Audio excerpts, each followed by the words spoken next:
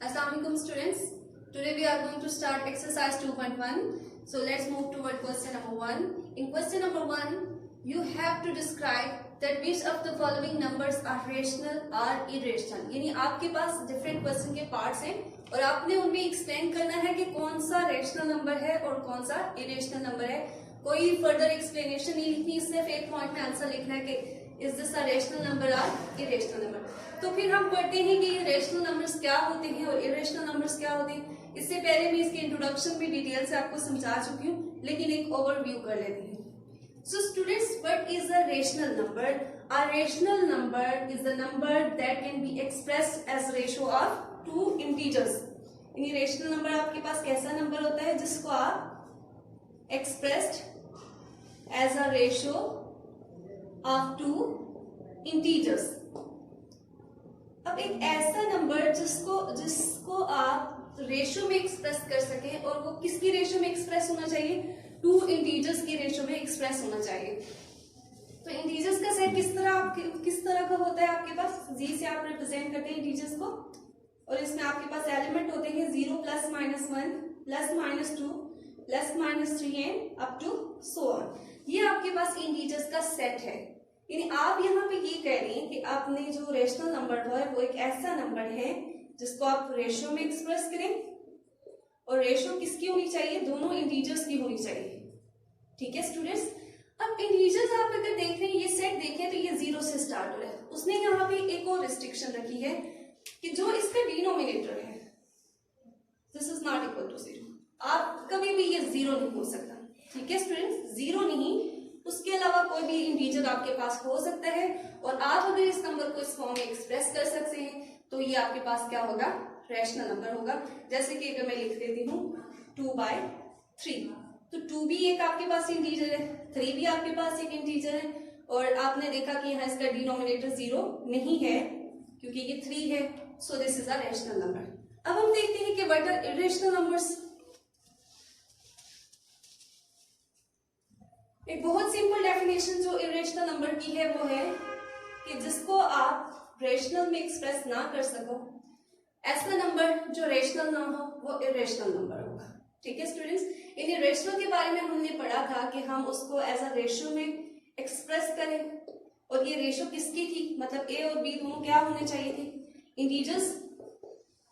और एक और रिस्ट्रिक्शन मैंने इस पे इम्पोज की थी, ये तो पहली है और दूसरी क्या थी कि b is not equal to 0, यानी डिनोमिनेटर इसका 0 नहीं होना चाहिए.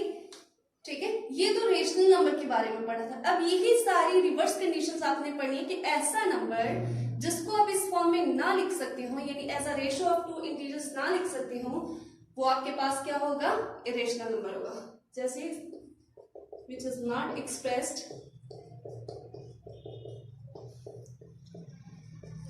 as a ratio of integers. ठीक है, ये डेफिनेशन भी है. या फिर आप सिंपल कह दें कि ऐसे नंबर जो रेशनल नंबर नहीं है वो इरेशनल नंबर है. इसकी एग्जांपल आएंगी आपके पास, जैसे कि आप देखिए √2. तो देखिए स्टूडेंट्स, इसको आप रेशियो में एक्सप्रेस नहीं कर सकते और ये जो नंबर आपके पास लिखा हुआ है ये भी आपके पास क्या है? इंटीजर नहीं है. So this is a irrational number.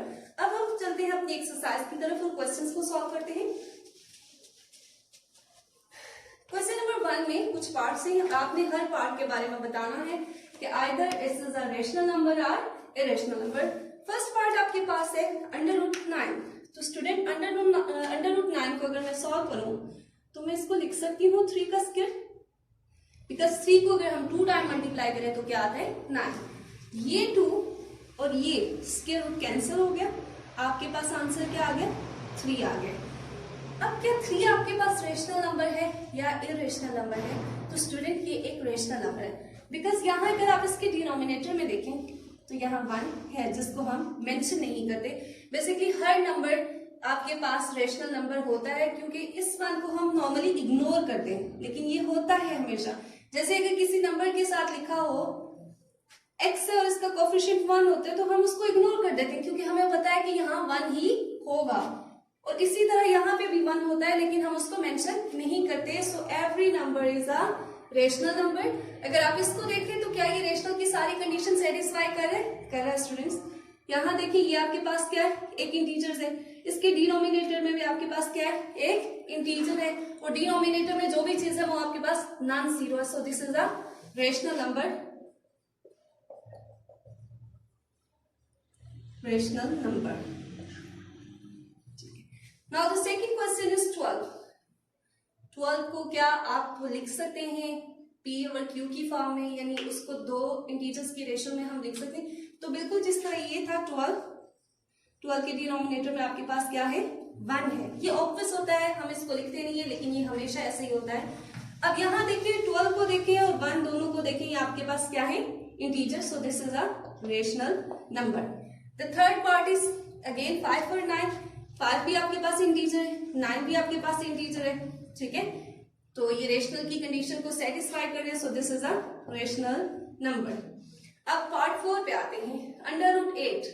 8 को अगर हम सिंप्लीफाई कर लें, किस तरह सिंप्लीफिकेशन हो सकती है, 8 का मैं एलसीएम ले लूं, 2 4 आर 8, 2 2 आर 4, 2 1 आर 2, ठीक है। इन 8 की ये आपके पास पॉसिबल इसके फैक्टर्स बने हैं, क्या है, 2 क्रॉस 2, ठीक है स्टूडेंट्स। अब अगर मैं इसको जितना भी सिंप्लीफाई कर लूं, ये और ये कैंसिल हो जाएगा, so our answer is again in under root. इन्हें आप इसकी जितनी सिंप्लीफिकेशन कर लें, ये सिंप्लीफाई नहीं हो रहा, क्योंकि देखिए ना पार्ट 1 हमारे पास सिंप्लीफाई हो गया था,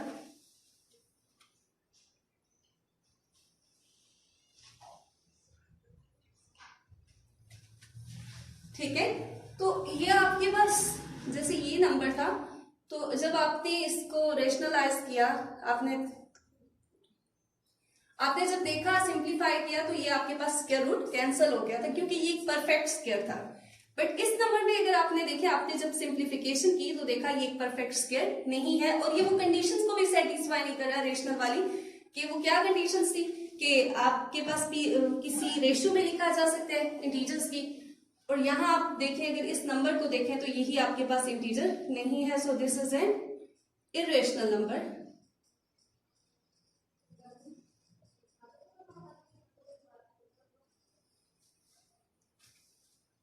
Okay, student, next part is 100. Under root 100 और स्क्वायर रूट 100। आपने क्या करना है, अगेन इसको सिंप्लीफाई करना है, आप एलसीएम ले लें और देखना ये है कि क्या ये परफेक्ट स्क्वायर है या नहीं है। तो 100 का अगर मैं एलसीएम लूं, 2 5 are 10, 0, 2 2 are 4, एक कैरी इधर देगा, 2 5 are 10, 5 5 are 25 एंड 5 1 are 5। सो इसके जो पॉसिबल फैक्टर आपके पास बने हैं वो क्या है, 2 क्रॉस 2 क्रॉस 5 5। इनको मैं लिख सकती हूँ 2 का स्क्वायर 5 का स्क्वायर। स्क्वायर क्यों लिखा है, 2 आपके पास 2 टाइम अपीयर हो रहा था और 5 भी आपके पास 2 टाइम अपीयर हो रहा था, सुनिए। और अगर इसको मैं 100 के स्क्वायर रूट के अंदर लिखूं, 100 की जगह ये पुट कर सकती हूँ 2 की पावर 2 क्रॉस 5 की पावर 2।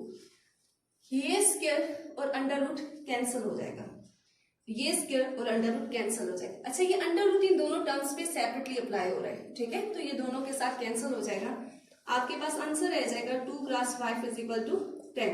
तो स्टूडेंट 10 को देखें तो आपके पास ये क्या है, एक इंटीजर है, so this is a rational number.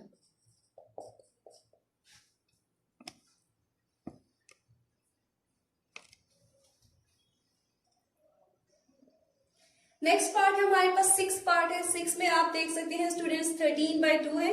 13 आपके पास नोमिनेटर में आप देखें तो ये आपके पास एक इंटीजर है और 2 भी आपके पास क्या है, एक इंटीजर है, सो हम कह सकते हैं this is a rational number,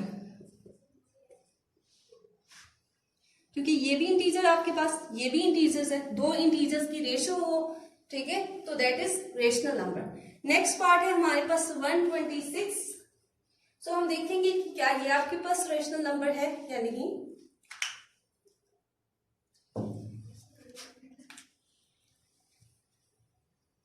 तो 126 को अगर हम सिंप्लीफाई करें,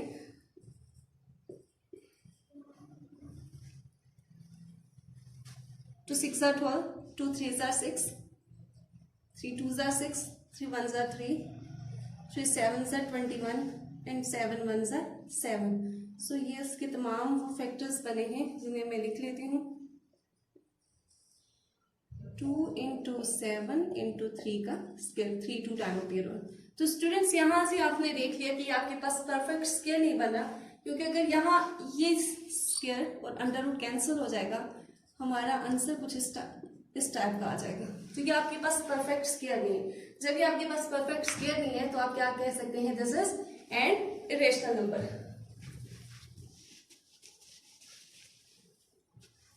ये आपके पास कौन सा नंबर है, एक इरेशनल नंबर है।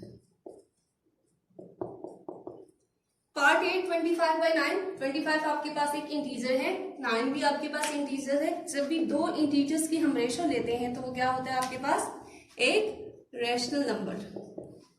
Again part 9 under root 169। तो 169 आप क्या देख सकते हैं, ये किसका है, ये आपके पास परफेक्ट स्क्वायर है, क्योंकि 169 को मैं लिख सकती हूं 13 का स्क्वायर। ठीक है, स्क्वायर कैंसिल हो गया अंडर रूट के साथ, आंसर आपके पास क्या आ गया 13, और 13 आपके पास क्या है, इंटीजर है। So this is a rational number. The last part is under root 26. Student, under root 26 is not perfect square, और अगर ये perfect square नहीं है तो आप कह सकते हैं this is irrational number. So this is all about part number 1. Question number 1. Move toward question number 2. In question number 2, you have to tell either the statements are terminating or non-terminating decimal numbers. So what are terminating decimals? यानी क्या होते हैं, क्योंकि आपने question के अंदर बताना है कि ये जो भी आपके पास नंबर है ये टर्मिनेट कर रहा है, ये नॉन टर्मिनेट है। टर्मिनेटिंग मीन यानी टर्म का मतलब है टर्मिनेटिंग डेसिमल्स, ऐसे डेसिमल्स जिसमें पॉइंट के बाद जो आपके पास नंबर है वो लिमिटेड है यानी फाइनाइट है, तो आप क्या कहेंगे, this is terminating decimal. Example है आपके पास 2.06। अब ये आपके पास क्या है, टर्मिनेटिंग है, क्योंकि इसमें पॉइंट के बाद आपके पास कितने डिजिट्स हैं, 2 डिजिट हैं। सो ऐसे तमाम डेसिमल्स जिसमें आपके पास पॉइंट के बाद फाइनाइट नंबर ऑफ डिजिट्स हो, उसको आप क्या कहेंगे, टर्मिनेटिंग डेसिमल्स। इसके बाद एक हमेशा बात याद रखिएगा कि तमाम टर्मिनेटिंग डेसिमल्स जो होते हैं वो आपके पास रेशनल नंबर्स होते हैं। ये बात, अगर कोई नंबर टर्मिनेटिंग है तो आपने आंखें बंद करके वहां कह देना कि this is a rational number.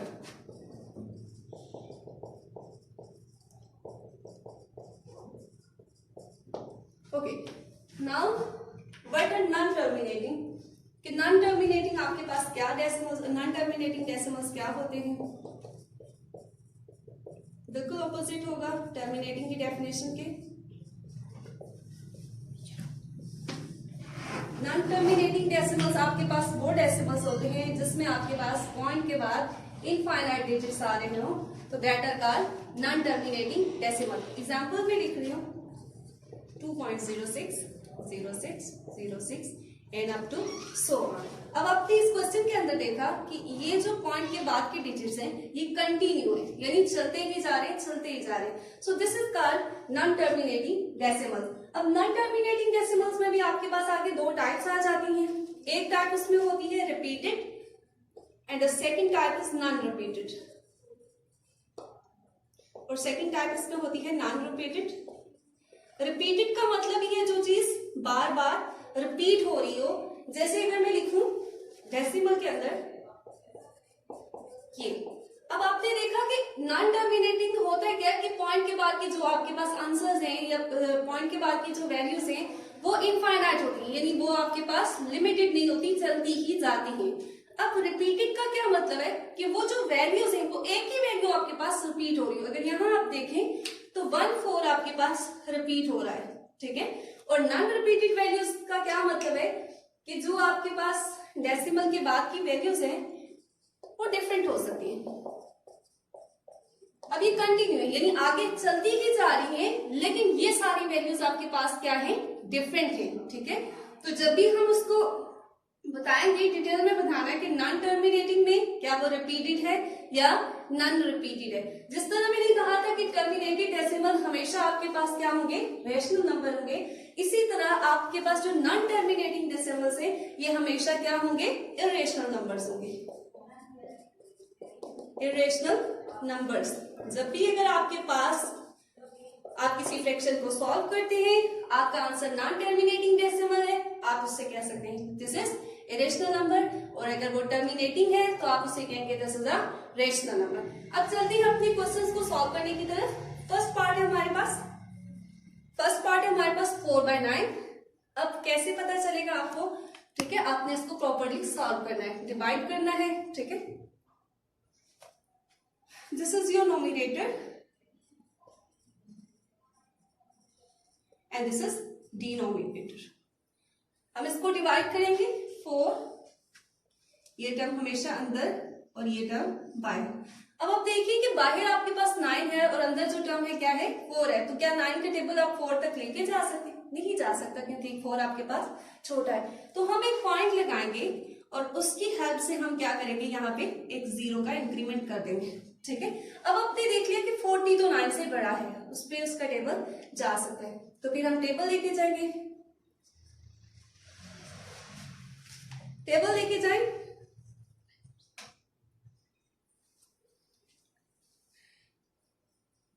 Table लेते हुए आपने एक चीज का खास याद रखना स्टूडेंट्स कि बड़ा टेबल नहीं लेके चला। यानी अगर ये 40 है तो 40 या तो पूरा टेबल जाए, वेल एंड गुड। अगर नहीं ज्यादा तो आपने उससे कम लेके जाना है, ज्यादा नहीं लेके जाना। जैसे देखें,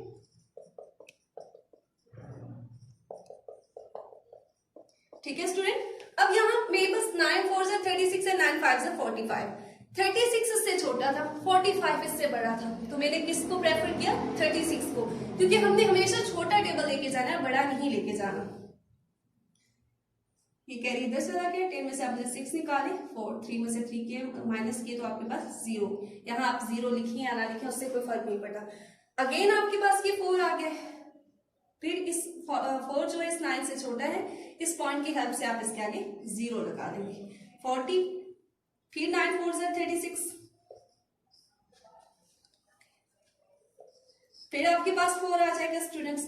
अच्छा, अब आप इस क्वेश्चन को सॉल्व करते जाएं तो आप देखेंगे कि ये रिपीटेड होता ही जा रहा है और रिपीट हो ही जा रहा है, क्योंकि फिर 4 आया। अगर मैं यहाँ 0 लगाऊं 36, फिर आंसर 4 आएगा, तो इसका आंसर मेरे पास आ जाएगा 0.444 and up to so on. अब आप मुझे ये बताएं कि कौन से आपके पास, किस तरह के आपके पास आंसर्स हैं? टर्मिनेटिंग है या नॉन टर्मिनेटिंग है?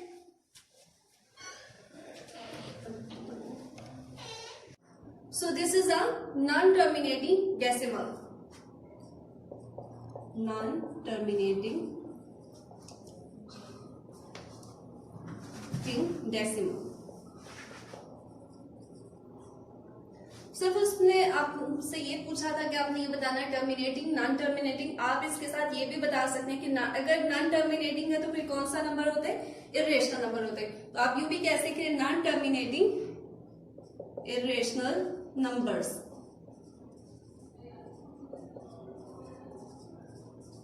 Okay student, this is part 1. Now we are going to solve another part.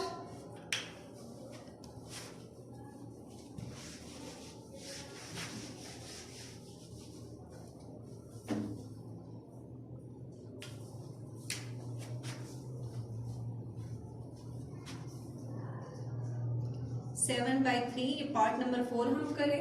Again आपने इसको डिवाइड करना है, डिवाइड करके जो आंसर आएगा उसको हम देखेंगे कि क्या वो टर्मिनेट कर रहा है, क्या वो रिपीटेड है, उसमें पॉइंट के बाद लिमिटेड एलिमेंट्स है या नहीं है, उसके बिहाफ पे हम अपना आंसर लिखेंगे। तो पहले डिवाइड करते हैं इसको। डिवीजन के लिए नोमिनेटर, दिस इज डिनोमिनेटर, आप इसको अंदर रखेंगे 7 को, 3 को बाहर। अब किसी कैरी या किसी पॉइंट की कुछ लगाने की आपको जरूरत नहीं है, ठीक है, आप सीधा सीधा इसको डिवाइड करेंगे। 3 2 6, यहाँ मेरे पास पॉसिबिलिटी है 3 1 3, 3 2 6, 3 3 9। 7 से करीब 3 क्या था? 6 था। 9 एक बड़ा डिजिट, तो मैंने प्रेफर किया कि उससे छोटा बेशो, या तो पूरा टेबल चला चाहिए या उससे छोटा होना चाहिए, लेकिन बड़ा नहीं होना चाहिए। सो 3 2 6, 7 में से आपने 6 माइनस की तो आंसर क्या आ गया? 1 आ गया। अगेन आप देखेंगे 3 का टेबल, 3 यहाँ पे जो है ये बड़ा है और 1 क्या है? छोटा है, यानी इसका टेबल आप इस पे नहीं लेके जा सकते। अब हम एक पॉइंट की हेल्प से यहाँ पे एक 0 लगा देंगे, 0 का इंक्रीमेंट कर देंगे ताकि हम इसको आगे कंटिन्यू कर सके। अब 3 3 9 एंड 3 4 12। तो हमने करीब 3 टेबल लेके जाना है, बड़ा नहीं लेके जाना। सो 3 3 9, 10 में से 9 माइनस किए 1, फिर 1 आ गया आपके पास, वो 3 से छोटा है। ये पॉइंट लगा हुआ है, अपने बार बार पॉइंट नहीं लगाना, ठीक है। एक बार ये अपने डेसिमल लगा दिया, अब उसकी हेल्प से जितनी बार आपको 0 की जरूरत पड़ती है आप लगाते जाएंगे। 3 3 9, 10 में से 9 माइनस की 1। सो दिस प्रोसेस कंटिन्यू, यानी ये आंसर आपके पास इसी तरह चलता जाएगा 2.333 and up to so on. Student, हमने क्या कहा था कि पॉइंट्स यानी डेसिमल के बाद जिस क्वेश्चन में जिसके डेसिमल के बाद आपके पास इनफाइनाइट नंबर हो वो कौन सा होता है? Non terminating decimal. अब नॉन टर्मिनेटिंग में मैंने आपको 2 टाइप्स बताई थी, एक रिपीटेड था, एक नॉन रिपीटेड था। तो यहाँ अगर इसको देखें तो 3 3 3 बार बार, यानी एक ही नंबर बार बार आ रहा है आपके पास। So this is a non terminating repeated irrational number. ठीक है students, this is a non terminating, ठीक है। नॉन टर्मिनेटिंग है तो फिर उसकी बतानी है भी उसकी, क्योंकि 2 टाइप से, रिपीटेड है या नॉन रिपीटेड है, फिर ये भी बताना है क्या है, रिपीटेड। और फिर तीसरी चीज क्या बतानी है कि कौन सा नंबर है, रेशनल है या irrational. So this is a irrational number.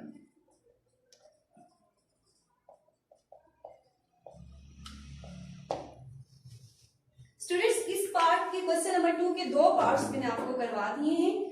अब इसके जितने भी रिमेनिंग पार्ट्स हैं वो आपने खुद से ट्राई करने हैं, ठीक है। सब में यही करना है, डिवीजन करनी है, आंसर को आपने चेक करना है कि अगर पॉइंट के बाद एक जैसी वैल्यूज आ रही हैं, ठीक है, या वैल्यूज लिमिटेड नहीं हो रही तो आप कहेंगे कि वो क्या है, नॉन टर्मिनेटिंग है। पॉइंट के बाद अगर वैल्यूज लिमिटेड हो रही है, यानी 2 3 आ रही है और उसके बाद आपका रिमाइंडर 0 आ गए तो आप कहेंगे टर्मिनेटिंग डेसिमल है।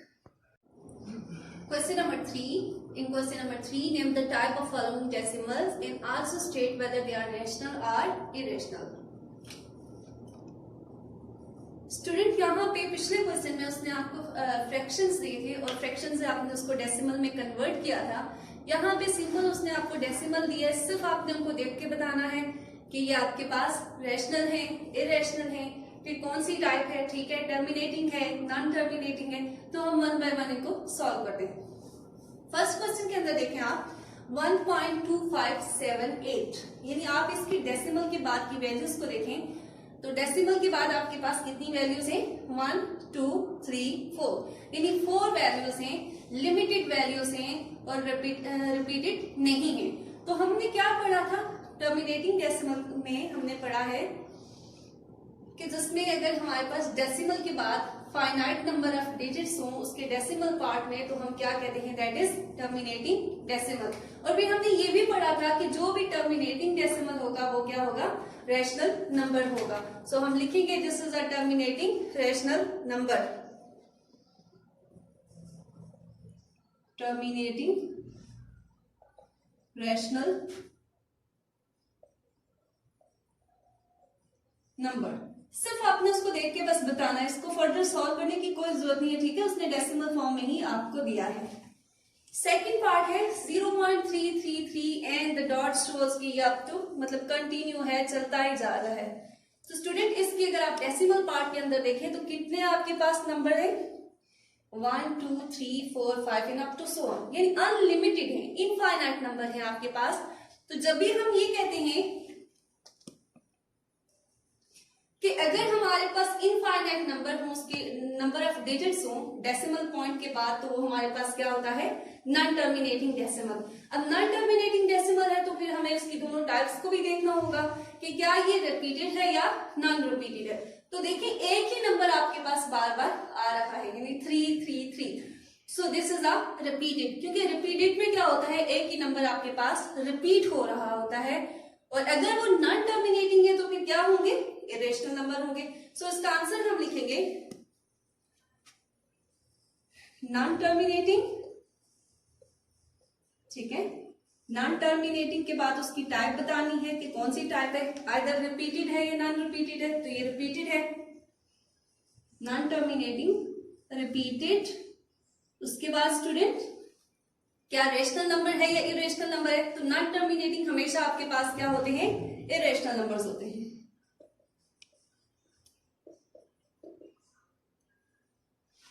Irrational number.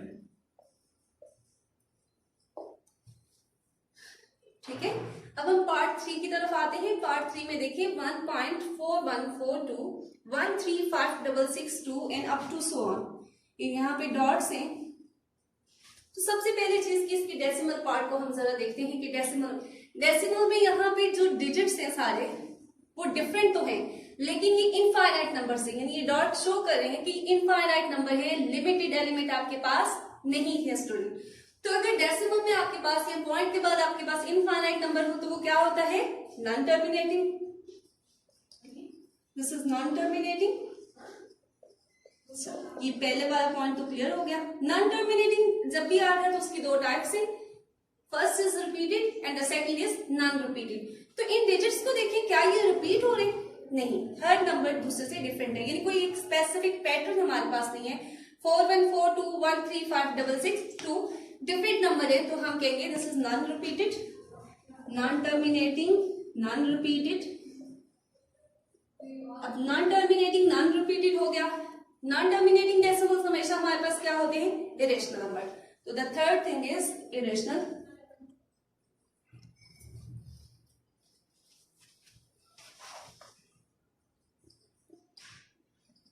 Irrational numbers.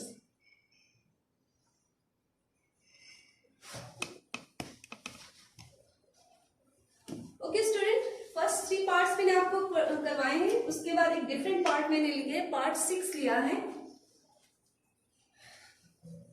This is part number 6। Part number 6 में आपके पास 4.36363636 and up to so on, कुछ इस तरह के डिजिट्स हैं। हम इसके डेसिमल पार्ट को जरा गौर करेंगे, एनालाइज करेंगे कि डेसिमल में किस तरह के नंबर है। डेसिमल में जो फर्स्ट चीज हमने देखनी है वो ये देखनी, क्या ये लिमिटेड नंबर्स है या अनलिमिटेड है। आप देख सकते हैं कि 36366 ये नंबर कंटिन्यू है, यानी इनफाइनाइट नंबर है इसके डेसिमल पार्ट पे। तो यहां से एक बात हमें क्लियर होगी, ये क्या है, नॉन टर्मिनेटिंग है।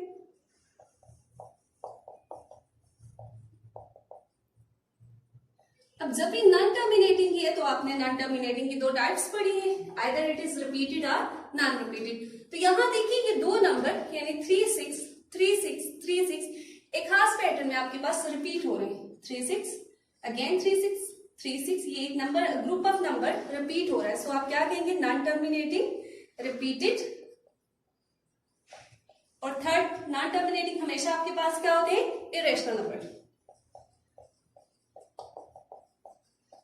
Irrational number.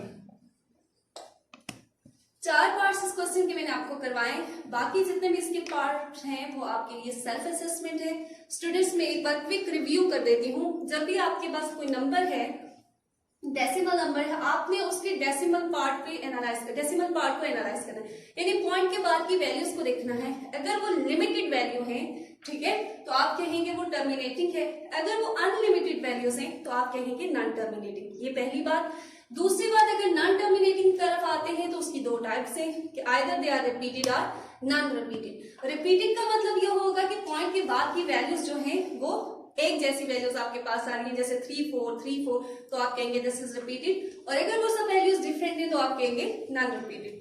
तीसरी चीज हमेशा याद रखिएगा कि जो भी टर्मिनेटिंग डेसिमल्स हैं वो रैशनल नंबर है और जो नॉन टर्मिनेटिंग है वो इरेशनल नंबर है। तो आपने फुल डिस्क्रिप्शन उसकी बतानी है, ठीक है, सिर्फ टर्मिनेटिंग या नॉन टर्मिनेटिंग लिख के स्किप नहीं करना।